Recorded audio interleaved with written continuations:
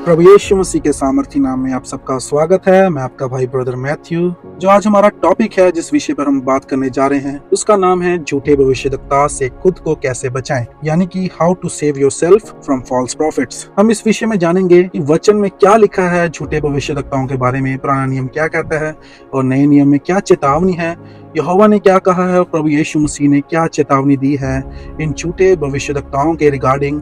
हम इस विषय को जानेंगे और हम ये भी जानेंगे कि इनसे कैसे बचे। और जो ये टॉपिक है ये बहुत ही ज्यादा गंभीर है। मैं चाहता हूँ आप सब मेरे साथ इस वीडियो के एंड तक बने रहें ताकि हम ये भी जान सकें कि इन लोगों से कैसे बचें और लोगों को कैसे बताएं कि तुम भरमाए ना जाओ। आइए हम शुरू करते हैं। हम निकालेंगे दूसरा इतिहास, उसका 18वां चैप्टर, यानी कि 2 क्रॉनिकल्स चैप्टर 18। हम इस चैप्टर में पढ़ेंगे कि दो राजा थे। एक यहूदा का राजा था जिसका नाम था यहोशापत, और एक इज़राइल का राजा था जिसका नाम था अहाब। अब ये दो राजा आपस में मिलते थे, इनका प्रेम आपस में पड़ा और इनके घराने आपस में एक दूसरे के साथ उनमें विवाह संबंध स्थापित हुआ। अब इसके बाद हम देखते हैं जो राजा अहाब था उसने राजा यहोशापत से कहा, मेरे साथ तू गिलाद रामोत पर चढ़ाई कर। यानी एक जगह थी जिसका नाम था गिलाद रामोत, और इस पर राजा अहाब ने कहा था यहोशापत से कि मेरे साथ मिलकर चढ़ाई कर और हम मिलकर उन्हें हराएं। लेकिन यहाँ पर क्या हुआ, यहोशापत ने राजा अहाब से कहा, क्या हम एक बारी भविष्यद्वक्ता की सलाह ले लें या उनसे पूछ लें कि हमें वहां पे चढ़ाई करनी चाहिए या नहीं। तो इस पे राजा अहाब ने कहा, मैं अपने भविष्यद्वक्ताओं को बुलाता हूँ, और उसने अपने 400 भविष्यद्वक्ताओं को बुलाया। अब उन 400 भविष्यद्वक्ताओं ने क्या किया कि नबूवत करनी शुरू की, और ऐसी नबूवत की जो राजा अहाब को पसंद आई। लेकिन यहाँ पे जो राजा यहोशापत था वो सेटिस्फाई ना हुआ। उसने कहा, यहाँ पे और कोई भी है जो नबूवत कर सकता है? उसने कहा, हाँ एक और है, लेकिन जब वो आता है मेरे विषय में कुछ भी अच्छा नहीं कहता। इस विषय में उसने मीका नबी को बुलवाया। अब जो मीका नबी था तो यहोवा का भय रखने वाला नबी था। अब जब भी वो नबूवत करता था तो राजा अहाब के उल्ट ही नबूवत करता था, यानी वो ऐसी नबूवत करता था जो राजा अहाब को पसंद नहीं आती थी। इसका मतलब ये है दोस्तों कि जो राजा अहाब था वो मीका से डरता था, क्योंकि मीका था वो सच्चा नबी था, और जो वो 400 नबी थे वो झूठे नबी थे। अभी हमें झूठे का कैसे पता चलता है, जब हम आगे इस वचनों को पढ़ते हैं। मैं डिटेल में नहीं जाऊंगा, मैं चाहता हूँ आप सब खुद अपनी बाइबल को निकालें और इस चैप्टर को बड़ी गंभीरता के साथ पढ़ें। अब यहाँ पर क्या हुआ मेरे दोस्तों कि जो राजा अहाब था उसने लोगों को भेजा कि मीका नबी को बुलवाएं, और जब मीका नबी को वहां से वो बुलवा कर ला रहे थे तो रास्ते में राजा के लोगों ने उसे बोला कि तू राजा के खिलाफ नबूवत नहीं करेगा, तू वही नबूवत करेगा जो उसे खुश रखे। तो मीका ने कहा, मैं यहोवा की शपथ खाता हूँ कि जो यहोवा मुझसे बोले मैं उसी की नबूवत करूंगा। अब यहाँ पे दोस्तों एक चीज सामने आती है, जो वो 400 नबी थे, जब हम पहले इस चैप्टर को पढ़ते हैं उन्होंने वो नबूवत की जो राजा को जो पसंद आई। अब इसमें हम क्या देखते हैं दोस्तों कि राजा उनकी नबूवत से खुश हुआ, क्योंकि उन्होंने झूठी नबूवत की थी। उन्होंने कहा था कि राजा तो ये युद्ध जीतेगा, लेकिन जो मीका नबी था जब वो आया वहां पर, जब उसने बोलना शुरू किया तो राजा को उसकी बात पसंद नहीं आई। उसने कहा, तू निश्चय मर जाएगा इस युद्ध में, और जब भी तू युद्ध करने जाएगा तू मरेगा। लेकिन राजा ने उसे कहा, तू ऐसा क्यों बोलता है? तो जो मीका नबी था उसने कहा कि जब मैं तेरे बारे में विषय में सोच रहा था तो मैंने परमेश्वर को स्वर्ग में देखा, और मैंने उसकी सारी सेना को उसके दाएं और बाएं में देखा, और वो आपस में डिस्कस कर रहे थे कि जो राजा अहाब है उसको हम कैसे भरमाएं। यहोवा ने कहा, हम उसको कैसे भरमा सकते हैं? तो वहां पर एक झूठ का आत्मा गया, झूठ की स्पिरिट वहां पहुंची, और उसने कहा, मैं राजा अहाब को भरमाऊंगी, झूठे नबियों के ऊपर मैं प्रकट होऊंगी और वो झूठ बोलेंगे और वो उसको भरमा डालेंगे। तो यहोवा ने उससे आगे दी कि जाकर राजा अहाब को भरमा दे। अब दोस्तों हमें यहाँ यह शिक्षा मिलती है कि जो झूठे नबी होते हैं उनके नाम में ही झूठ है, यानी कि उनके अंदर झूठी आत्मा काम करती है। अब ये झूठी आत्मा के क्या कैरेक्टरिस्टिक्स हैं वो मैं आपको बताने जा रहा हूँ। जब ये झूठी आत्मा भविष्यद्वक्ताओं पर उतरती है तो वो ऐसी ऐसी नबूवत करते हैं जो इसी संसार की होती है, वो खुश करने वाली नबूवत होती है।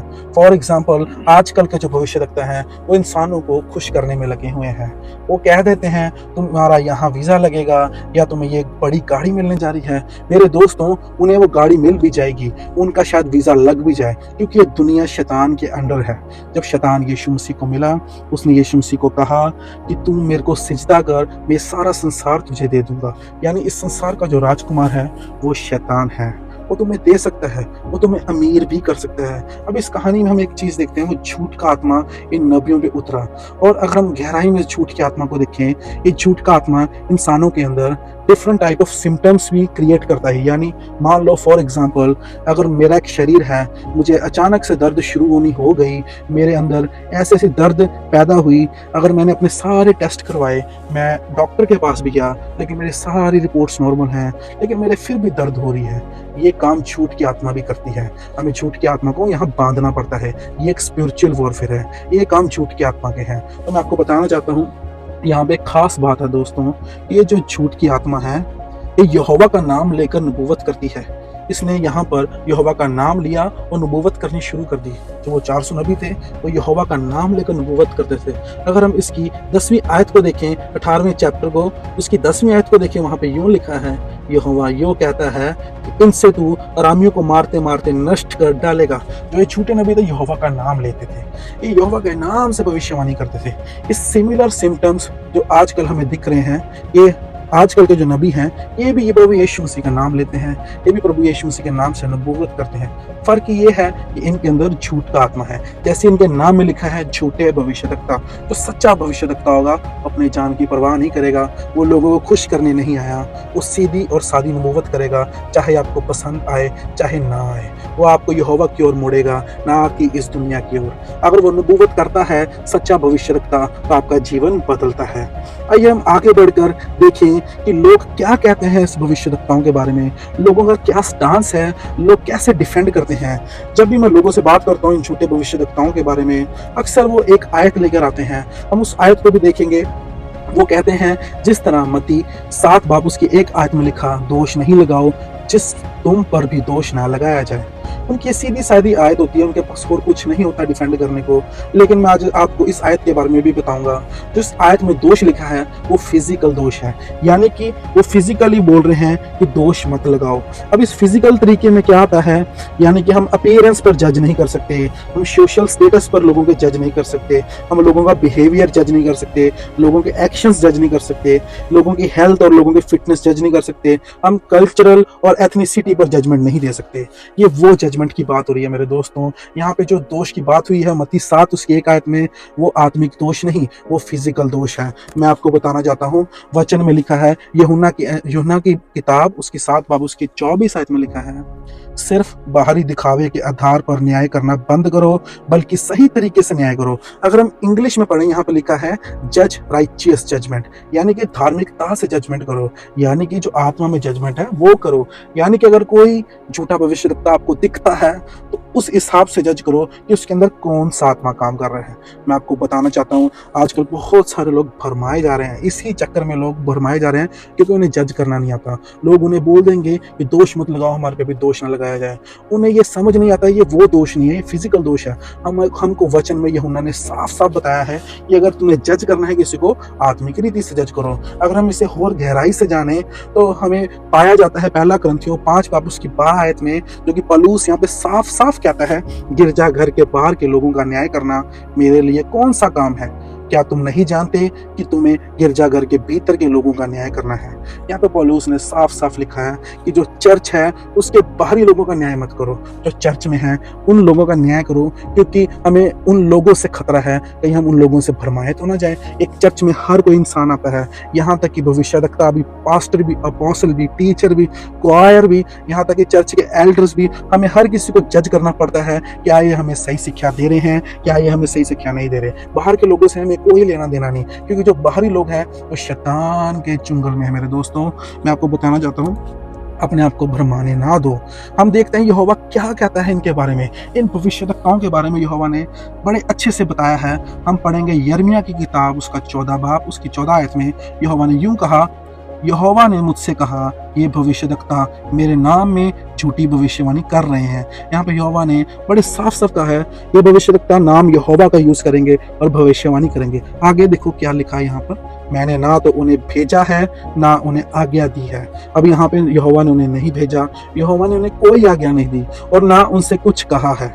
वह तुमसे झूठे दर्शन, झूठे शकुन, व्यर्थ की बातें और अपने मन की छलनाएं कर रहे हैं। वो तुम्हें डिफरेंट तरीके से बताएंगे कि तुम ऐसे तरक्की करो, तुम यूएस से जाओ, यानी तुम न्यूजीलैंड का वीजा लो, तुम्हें गाड़ी मिलेगी, तुम्हारा बिजनेस ब्लेस होने जा रहा है। वो तुम्हें झूठे दर्शन दिखाएंगे। आइए हम एक और आयत पढ़ें।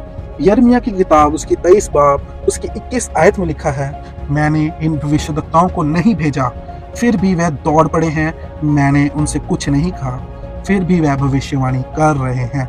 मेरे दोस्तों, यहाँ पे यहोवा ने साफ साफ बताया है कि यहोवा ने उन्हें नहीं भेजा, वो खुद ही अपनी दौड़ में लगे हैं। अपने नाम के आगे खुद ही झूठे प्रॉफिट्स लगाए हुए हैं उन्होंने अपने नाम के आगे।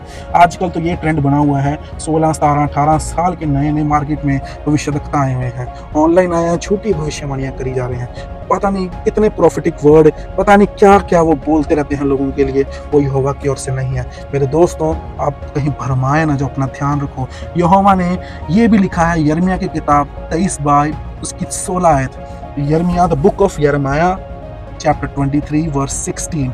यहाँ पर यहोवा यूं कहता है, सर्वशक्तिमान यहोवा का यह कहना है, उन भविष्यद्वक्ताओं की बात मत सुनो जो तुमसे भविष्यवाणी करते हैं। वह तुम्हें झूठी आशाएं देते हैं, वह अपने मन के विचार बोलते हैं, ना कि यहोवा के मुख से। यहाँ पे यहोवा ने सच सच कहा है कि वो जो भी बोलते हैं वो अपने मन के विचार से बोलते हैं। उनके मन में खुशी से अगर कुछ भी आ जाए वो बोल देते हैं। यहाँ पे यहोवा की मर्जी नहीं वो चलने देते अपने जीवन में, वो कुछ भी बोलते रहेंगे, झूठे दर्शन देते रहेंगे। मैं आपको बताना चाहता हूँ, प्रभु यीशु मसीह ने भी वार्न किया है, इनके अगेंस्ट एक बहुत बड़ी चेतावनी प्रभु यीशु मसीह ने दी है।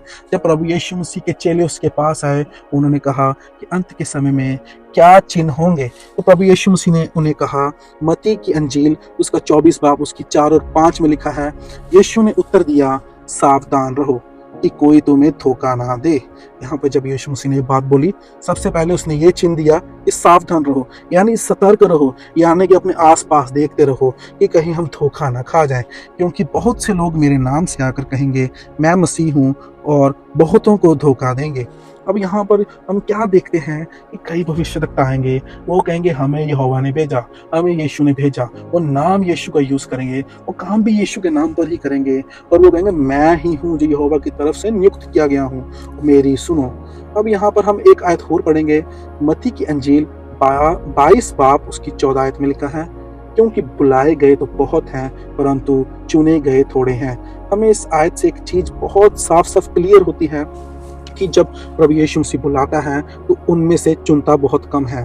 फिर आगे हम क्या पढ़ते हैं, मत्ती की अंजील 24 बाब उसकी 24 आयत में यूं लिखा है, क्योंकि झूठे मसीह और झूठे भविष्यद्वक्ता प्रकट होंगे और बड़े बड़े चमत्कारी चिन्ह और अद्भुत कार्य करेंगे, ताकि यदि संभव हो तो चुने हुए लोगों को भी धोखा दें। यहाँ पे मेरे दोस्तों, जो अंत की लाइन है वो है चुने हुए, यानी कि बुलाए गए तो बहुत है, चुने गए कम हैं, और उन चुने हुओं में से भी भरमाए जाएंगे। अब ये कौन है चुने हुए लोग? जब हम देखते हैं, जब प्रभु किसी को सेवा के लिए बुलाता है तो उन्हें डिफरेंट सेवकाई नियुक्त करता है, जैसे कि evangelist, teacher, apostle, pastors, prophets. प्रभु उन्हें नियुक्त करता है, 5 फोल्ड मिनिस्ट्रीज देता है। ये वो लोग हैं जो कलीसिया को चलाते हैं, ये बहुत ही रेयर होते हैं, लेकिन जो ये लोग हैं ये भी भरमाए जा सकते हैं। प्रभु ने कहा ये लोग भी भरमाए जा सकते हैं, ताकि यदि संभव हो तो चुने हुए लोगों को भी धोखा दे। क्योंकि शैतान बहुत चालाक है, वो सीधा चर्च पे वार नहीं करेगा, वो सीधा चर्च के हेड पे वार करता है, यानी कि उसके पास्टर्स, उसके भविष्यद्वक्ता, उसके चुने हुए लोग जो प्रभु ने बहुत ही चुने हुए हैं, उसके बहुत ज्यादा खास हैं। क्योंकि अगर ये लोग भरमाए जा सकते हैं, हम तो कुछ भी नहीं है, हमें तो बहुत ही आसानी से शैतान भरमा देगा। हम पढ़ते हैं मत्ती की अंजील 7 बाब उसकी 22 और 23 में लिखा है, बहुत से लोग मुझसे उस दिन कहेंगे, हे प्रभु क्या हमने तेरे नाम से भविष्यवाणी नहीं की और तेरे नाम से दुष्ट आत्माएं नहीं निकाली और तेरे नाम से बहुत से चमत्कार कार्य नहीं किए। यहाँ पर प्रभु ने साफ साफ कह देगा, तब मैं उन्हें साफ साफ कहूंगा, मैंने तुम्हें कभी नहीं जाना, दूर हो जाओ मुझसे, तुम दुष्ट काम करने वाले लोग हो। यहाँ पे देखो, अगर हम ध्यान से इसको पढ़ें, ये भविष्यद्वक्ता हैं और जो लोगों को चंगा करते हैं, जो दुष्ट आत्माएं निकालते हैं। तो प्रभु यीशु का सिंहासन लगेगा, ये लोग उसके सामने आएंगे और कहेंगे हमने तेरे नाम से बहुत बड़े बड़े कार्य किए हैं। लेकिन प्रभु ने साफ साफ कह देगा, दूर हो जाओ, मैं तुम्हें नहीं जानता। देखो, इतने बड़े बड़े लोग हैं, इतने बड़े बड़े वो कार्य करते हैं, हम आंखों से भी देखते हैं कि लोग चंगे हो रहे हैं, लेकिन वहाँ पे क्या है, उसका क्या फ़ायदा अगर तुम स्वर्ग तक ही ना पहुँच पाओ। वो खुद भी बर्बाद हो रहे हैं, वो अपनी कलीसिया को भी बर्बाद कर रहे हैं। मैं आपको यहाँ पे एक बात बताना चाहता हूँ, जब मूसा उन 40 लाख लोगों को, स्कॉलर्स कहते हैं वो 20 से 40 लाख लोग थे, जब वो मिस्र की गुलामी से निकाले गए थे, तो मूसा उन्हें लेकर निकला, वो 40 लाख थे। मैं आपको बताना चाहता हूँ कितने लोग वहाँ पहुँचे, सिर्फ 2 लोग, सिर्फ 2 लोग वहां पहुंचे। आप क्या एक्सपेक्ट करते हैं, इतनी भीड़ देख के क्या वो सबके सब बच जाएंगे? नहीं मेरे दोस्तों, उनमें से भी बहुत ज्यादा कम बचेंगे। हो सकता है कोई भी ना बचे, क्योंकि प्रभु ने कहा मार्ग सकरा है, चुने हुए कम है। वो कम लोगों को बुलाएगा अपने पास, क्योंकि बहुत से लोग भरमाए जाएंगे मेरे दोस्तों। अगर हम पढ़ें पहला तिमोथी 4 बाप उसकी 1 आयत में लिखा है, आत्मा स्पष्ट रूप से कहता है कि बाद के समय में कुछ लोग विश्वास को छोड़ देंगे और धोखेबाज आत्मा और राक्षसी शिक्षाओं का पालन करेंगे। मैं आपको बताना चाहता हूँ, बहुत से लोग भरमाए जाएंगे, वो अपना विश्वास ही छोड़ देंगे।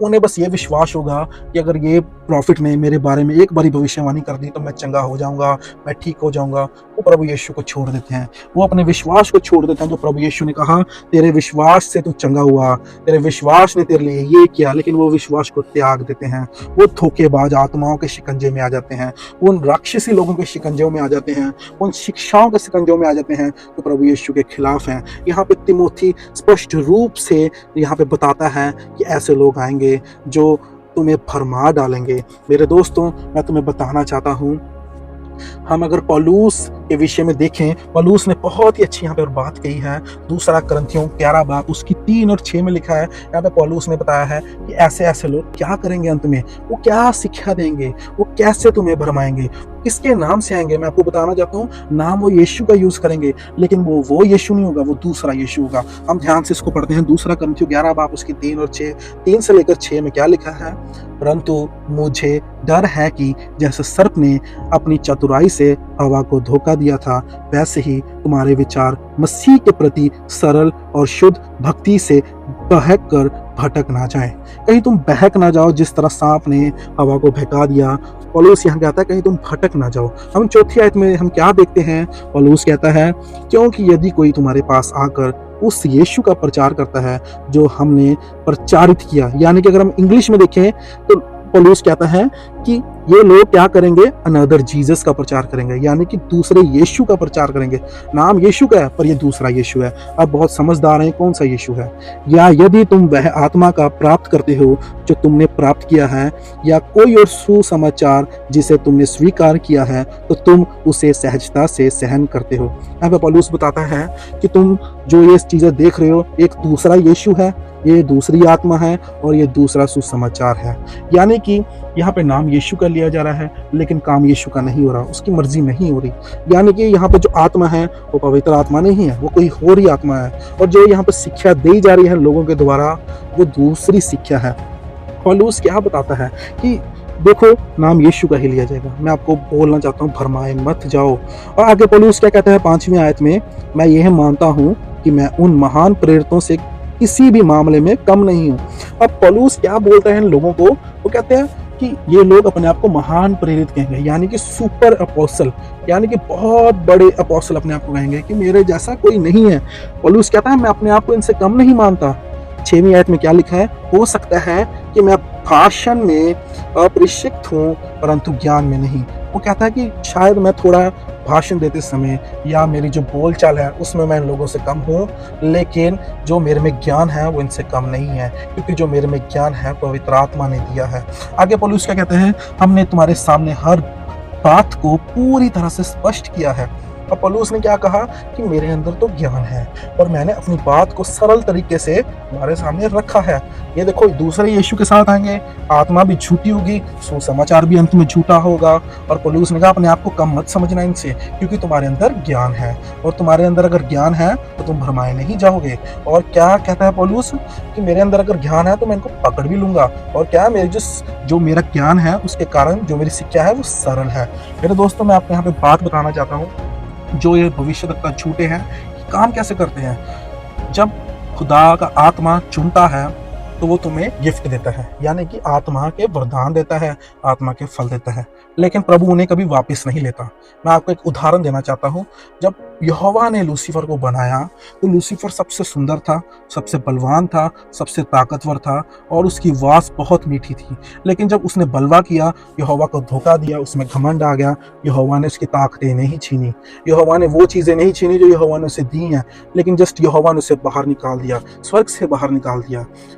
देखो, मैं आपको बताना चाहता हूँ, जब एक इंसान को प्रभु यीशु की ओर से गिफ्ट मिलते हैं, वरदान मिलते हैं, प्रभु उन्हें छीनता नहीं है और लोग इस वरदान को गलत तरीके से यूज़ करते हैं। जब वो स्टेज पे जाते हैं, लोगों के सामने जाते हैं, वो अपनी तरफ से बोलना शुरू कर देते हैं, अपनी तरफ से ही काम करना शुरू कर देते हैं। मैं इसमें बताना चाहता हूँ, काम वहाँ पर होते हैं लेकिन वहाँ पर प्रभु की मर्जी नहीं चलती, वहाँ पर प्रभु यीशु की मर्जी नहीं होती। प्रभु की मर्जी नहीं होती कि इंसान ठीक हो जाए, ये लंगड़ा चल जाए, ये अंधा देख जाए, लेकिन जो वो लोग हैं जो वो भरमाए गए हैं वो दूसरों को भी भरमाते हैं और वो प्रभु यीशु के नाम से लंगड़ों को चलाते हैं, अंधों को आंखें देते हैं। यहाँ पर प्रभु यीशु की मर्जी नहीं है। जिस तरह यहोवा की मर्जी नहीं थी कि लूसीफर ये काम करे, उसी तरह प्रभु यीशु की मर्जी नहीं है कि ये लोग झूठी भविष्यवाणियां करें, अपने मन से कुछ भी बोले। यहाँ पे मैं आपको बताना चाहता हूँ, खुदा की मर्जी नहीं है। काम जरूर हो रहा है लेकिन खुदा की मर्जी नहीं है।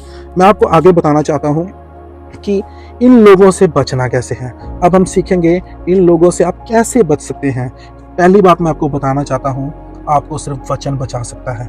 अगर आप डेली वचन पढ़ते हैं और उस वचन पे मनन करते हैं और पवित्र आत्मा से उस वचन के गहरे भेद लेते हैं तो आप परख सकते हैं।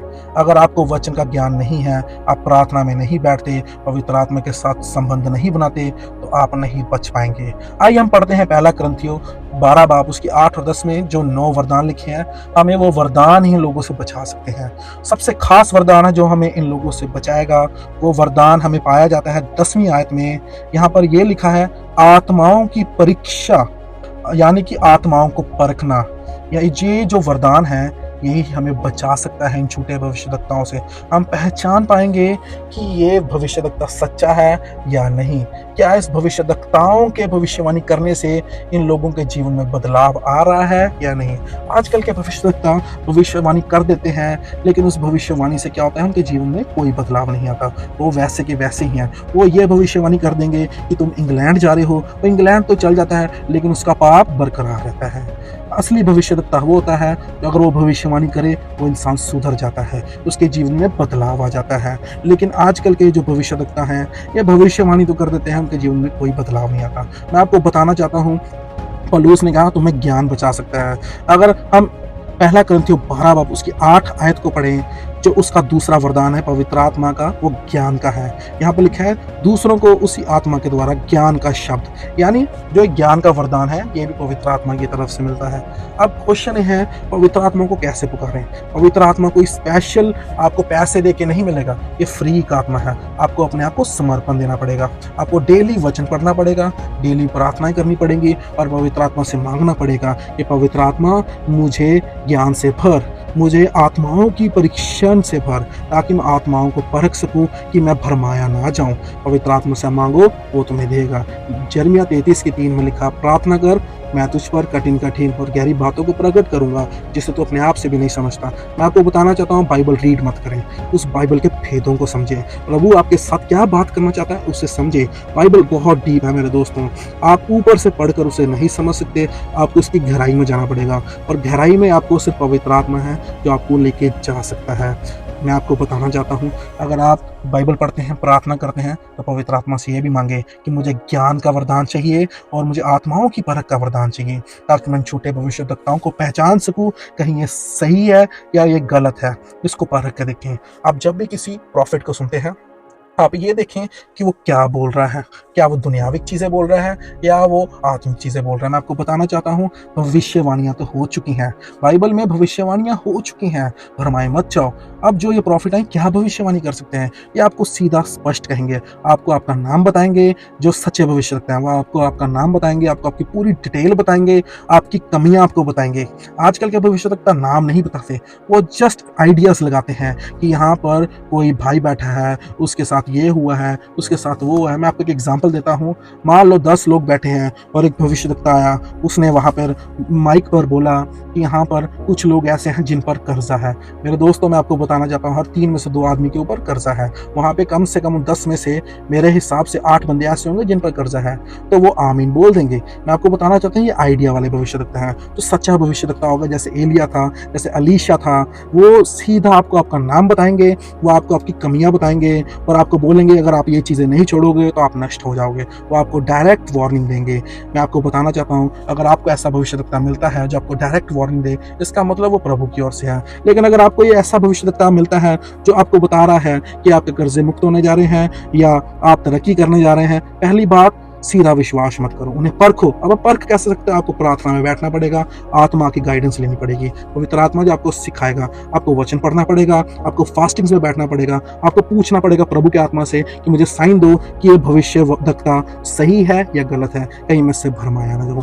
मेरे दोस्तों, मैं आपको बताना चाहता हूँ, प्रभु यीशु मसीह ने डायरेक्ट बोला है, सावधान रहो, भरमाए मत जाओ। अगर चुने हुए भरमाए जा सकते हैं तो हम तो किस खेत की मूली हैं, हम भी भरमाए जा सकते हैं। मैं आपको बताना चाहता हूँ एक एग्जांपल देकर, जिस तरह लूसीफर ने उन स्वर्गदूतों को जो स्वर्ग में थे उन्हें भरमा लिया, क्या वो आपको भरमा नहीं सकता? वो आपको भी डायरेक्ट भरमा सकता है। वो स्वर्गदूत तो परमेश्वर की उपस्थिति में थे, वो उन्हें वहां से भी निकाल कर ले गया, क्या वो आपको भी भरमा सकता है? बहुत इजीली आपको भरमा सकता है। अगर वो हवा को भरमा सकता है, वो आपको भी भरमा सकता है। अगर वो नबियों को इधर उधर कर सकता है, समसोन को भरमा सकता है, यहाँ तक कि उसने दाऊद को भी भरमाया बीच में। अब वो, हम तो आम इंसान हैं जिन्होंने अभी तक प्रभु यीशु को देखा नहीं, हम तब भी उस पर विश्वास करते हैं, हम धन्य लोग हैं। मैं आपको बताना चाहता हूँ, भरमाए मत जाओ, सतर्क रहो, सावधान रहो और लोगों तक ये मैसेज को जरूर पहुंचाओ।